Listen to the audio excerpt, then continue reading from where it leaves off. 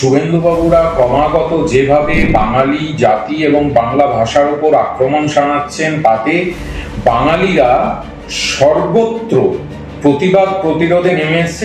সেটা তো তারা চেষ্টা করবেন, তারা ভাবছেন যে এই ঘোলা জলে মাছ ধরতে, কিন্তু এসব করে কোনো লাভ হবে না। নৈতিকভাবে এই সরকারের ব্যর্থতা দিন দিন প্রকট হচ্ছে।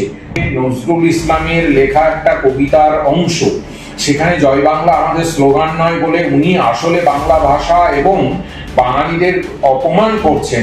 জাতিগতভাবে বিদ্বেষ ছড়ানোর জন্য জাতিগতভাবে আক্রমণ করার চেষ্টা করছে, তখন সাধারণ মানুষের প্রতিবাদ তো হবেই, প্রতিরোধ হবেই, আগামী দিনে আরো বেশি করে হবে।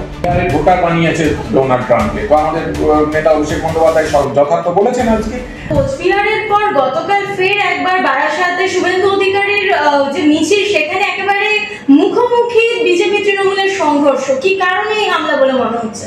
না, এটা হামলার কোনো বিষয় নয়, বিষয় হচ্ছে জনবিস্ফোরণ ঘটছে। কারণ শুভেন্দুবাবুরা ক্রমাগত যেভাবে বাঙালি জাতি এবং বাংলা ভাষার উপর আক্রমণ শানাচ্ছেন, তাতে বাঙালিরা সর্বত্র প্রতিবাদ প্রতিরোধে নেমে এসছে। কারণ বাঙালি জাতি যে সত্তা, সেই জাতিসত্তার বিরুদ্ধে বিজেপি যুদ্ধ ঘোষণা করেছে, যার ফলে বাঙালি যারা আছে তারা তো দুর্বল জাতি নয়। বাঙালি জাতি যারা স্বাধীনতা সংগ্রামে সব থেকে বেশি রক্ত দিয়েছে, সব থেকে বেশি আত্মবলিদান দিয়েছে, যাদের রক্তের বিনিময়ে পাওয়া এই স্বাধীনতা ভারতবর্ষের, তাদের বিরুদ্ধে যখন তারা জাতিগতভাবে বিদ্বেষ ছড়ানোর জন্য জাতিগতভাবে আক্রমণ করার চেষ্টা করছে, তখন সাধারণ মানুষের প্রতিবাদ তো হবেই, প্রতিরোধ হবেই, আগামী দিনে আরো বেশি করে হবে।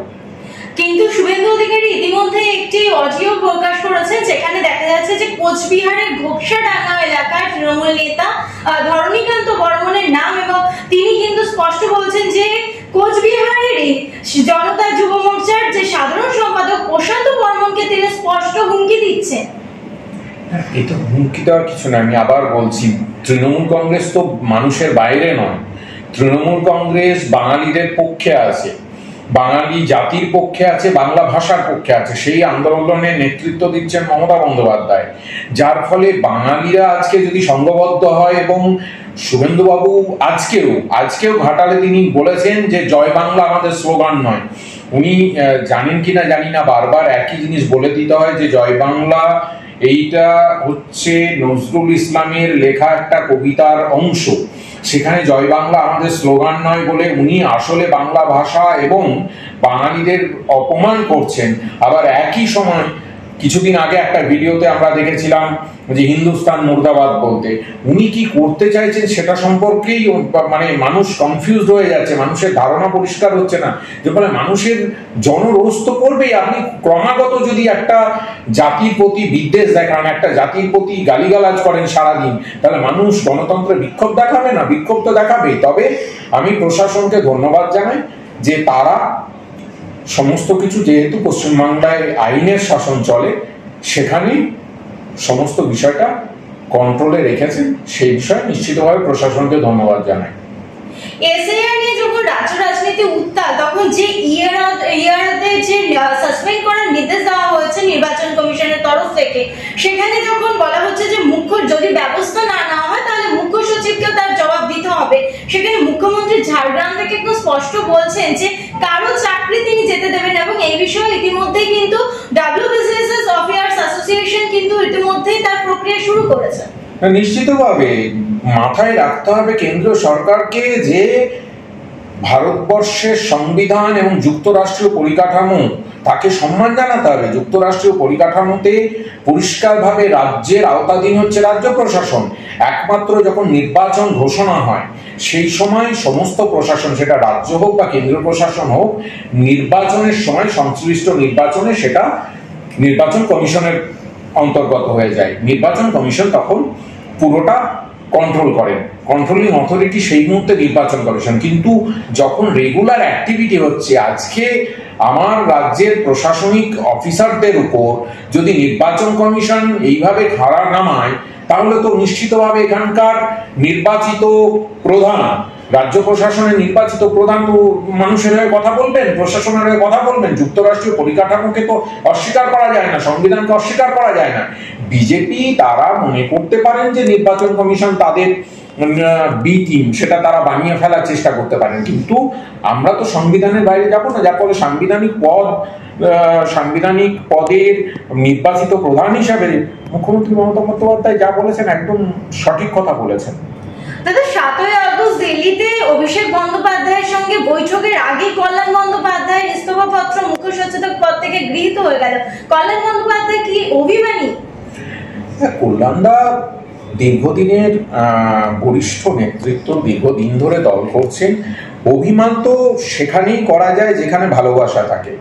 তার সঙ্গে দলের সম্পর্ক, আমাদের নেত্রীর সম্পর্ক একদম ব্যক্তিগত স্তরে সম্পর্ক, সেখানে অভিমান মান এসব কি আছে আমার জানা নেই, সেটা নেত্রী এবং কল্যাণদা এবং অভিষেক তারা নিজেদের মধ্যে বুঝে নেবে। তবে আমার মনে হয় না যে এরকম কিছু বিষয় আছে। একটা সিদ্ধান্ত হয়েছে, দলে নেত্রী হচ্ছে সংসদীয় দলের আমাদের চেয়ারপারসন, সেই জায়গা থেকে উনি সমস্ত দিক বিবেচনা করে একটা সিদ্ধান্ত নিয়েছেন এবং কল্যাণদাও জানিয়েছেন যে তিনি আরো বিভিন্ন বিষয় নিয়ে ব্যস্ত থাকেন, সেই সিদ্ধান্ত গৃহীত হয়েছে। তো নেত্রীর সিদ্ধান্তই চূড়ান্ত। ইতিমধ্যে কিন্তু শুভেন্দু অধিকারীর কণ্ঠে কল্যাণ বন্দ্যোপাধ্যায়ের প্রশংসা শোনা গেছে। না, সেটা তো তারা চেষ্টা করবেন, তারা ভাবছেন যে এই ঘোলা জলে মাছ ধরতে, কিন্তু এসব করে কোনো লাভ হবে না। কল্যাণদা তৃণমূল কংগ্রেসের অনুগত সৈনিক, দীর্ঘদিন ধরে এই দলের জন্ম লগ্ন থেকে তিনি আছেন, সুতরাং এই সমস্ত করে কোনো কিছু লাভ হবে না। উনি তৃণমূল কংগ্রেসের সম্পদ, তৃণমূল কংগ্রেসেই থাকছেন। দাদা, ডোনাল্ড ট্রাম্প যে শুল্ক বৃদ্ধি করেছিলেন 25%, সেই শুল্ক কিন্তু ইতিমধ্যে আরো বেড়ে হয়ে গেল 50%। কি বলবেন? ডোনাল্ড ট্রাম্প তো নির্বাচন কমিশন বিহারের ভোটার বানিয়েছে ডোনাল্ড ট্রাম্পকে। তো আমাদের নেতা অভিষেক বন্দ্যোপাধ্যায় যথার্থ বলেছেন আজকে যে তিনি বিহারে ভোট দিতে আসবেন, তখন তার বন্ধু ডোনাল্ড ট্রাম্পের বন্ধু হচ্ছেন মোদিজি। ডোনাল্ড ট্রাম্পকে তিনি সবসময় জড়িয়ে ধরে আলিঙ্গন করেন। তো সেই সময় যখন বিহারে ভোট দিতে আসবেন, তখন বোধহয় তারা নিজেদের মধ্যে কথা বলে ঠিক করে নেবেন 50%টা 100% করবেন না 150% করবেন। এই যে শুল্ক বৃদ্ধি, এতে ভারতবর্ষ কতটা আর্থিকভাবে সমস্যার মধ্যে পড়বে? নিশ্চিতভাবে সমস্যার মধ্যে পড়বে। ভারতবর্ষের কূটনৈতিকভাবে এই সরকারের ব্যর্থতা দিন দিন প্রকট হচ্ছে। স্বাভাবিকভাবে আমরা দেখতে পাচ্ছি একের পর এক ঘটনায় কূটনৈতিকভাবে ব্যর্থ কেন্দ্রীয় সরকার, নরেন্দ্র মোদী শাসিত কেন্দ্রের সরকার কূটনৈতিকভাবে ব্যর্থ, তার অন্যতম প্রমাণ এখানে। তার ভক্তরা ডোনাল্ড ট্রাম্পকে নিয়ে পুজো করেছে তার নির্বাচনে, হাউডি মোদি হয়েছে, নমস্তে ট্রাম্প হয়েছে, আর তারপরে আজকের দিনে দাঁড়িয়ে 50% ট্যারিফ চাপাচ্ছে। তার জবাব তো নরেন্দ্র মোদীজিকে দিতে হবে, কারণ কূটনৈতিকভাবে ভারতবর্ষে যে ব্যর্থতা সেটা সামনে প্রকট হচ্ছে এবং তার ফল ভোগ করবে ভারতবর্ষের সাধারণ মানুষ, 140 কোটি মানুষ। আরো ভালো ভালো খবর দেখতে সাবস্ক্রাইব করুন বাংলা হান্টের ইউটিউব চ্যানেল। বাংলা হান্টের আরো খবর দেখতে নজর রাখুন। বাংলা খবর মানেই বাংলা হান্ট।